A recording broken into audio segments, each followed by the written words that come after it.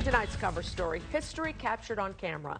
Southside man taking thousands of pictures of black gay life in Chicago during the 1980s, a critical period when the AIDS crisis exploded. Those photos had been stuffed in a box sitting unseen for more than 30 years until now.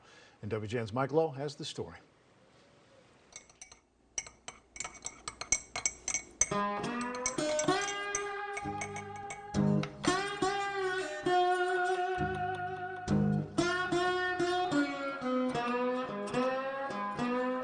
Surrounded by more than 1,300 paintings in his Southside home, 76-year-old art collector Patrick McCoy sits and sifts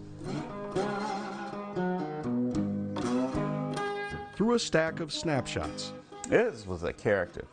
He would always ask me to take his picture. He wanted to be a model. Every time he saw me, he would ask me to take a picture because he knew I would never say no. I had sat on these photographs since the 1990s because I just stopped. In fact, I have not done any photography since 1989. They are individual photographs that together reveal a bigger picture. When I reflect back on it, I realized that people had a very longing to be photographed, just as I think people that do the selfies, the same thing. But there was a longing to be recorded. The images offer a rare glimpse at gay black life in Chicago during the 1980s.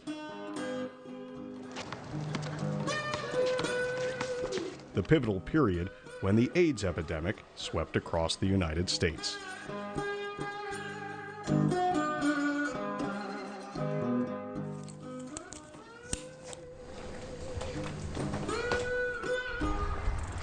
It's a story the Englewood native captured on his commute.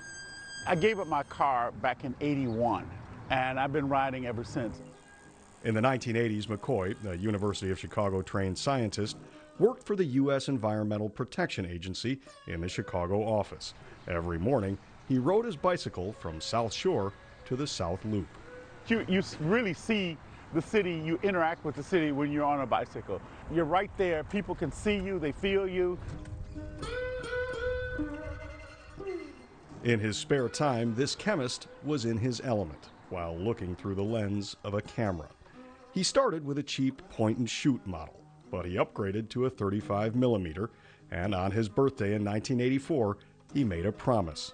I made a commitment to myself that I was going to teach myself photography by carrying the camera with me everywhere I went for the whole year. And I was going to take at least one photograph every day. With the camera around his neck, he made one more commitment. If anybody asked me to take their picture, I'd stop. So I would be riding my bicycle every day to the Loop, through the neighborhoods, with this camera hanging off my neck. People would holler out to me as I go through the neighborhood, "Hey, take my picture." And I'm like, "What?" So I would have to stop because I made this commitment and take the picture of these people. I think they were just as shocked as I was that I would stop and do it. The result was a collection of thousands of photographs, the faces of those he encountered on both the streets and at the Rialto Tap. It was the Black Cheers, you know? The bar catered to black gay singles and used to be here near the L tracks at the corner of West Van Buren and State Streets. Van Buren became my studio. Under the L was my studio. I just took a number of pictures of people that were in the bar.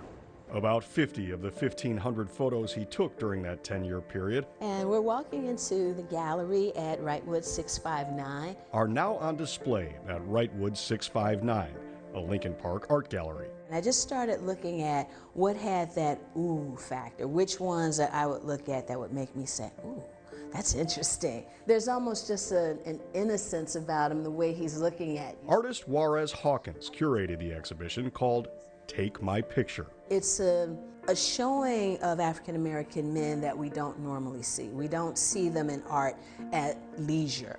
We don't see them just looking like regular guys. Some are portraits of grief. Black men looking into the camera, and we now know that those people had succumbed to AIDS. Lives ended early by AIDS. But most of the black people at that time were thinking, this is a white disease, it is not affecting us. Others are images of humanity and humor. There's one where the subject was shot in front of Woolworths, and all he got was a WOO, so it's like, woo!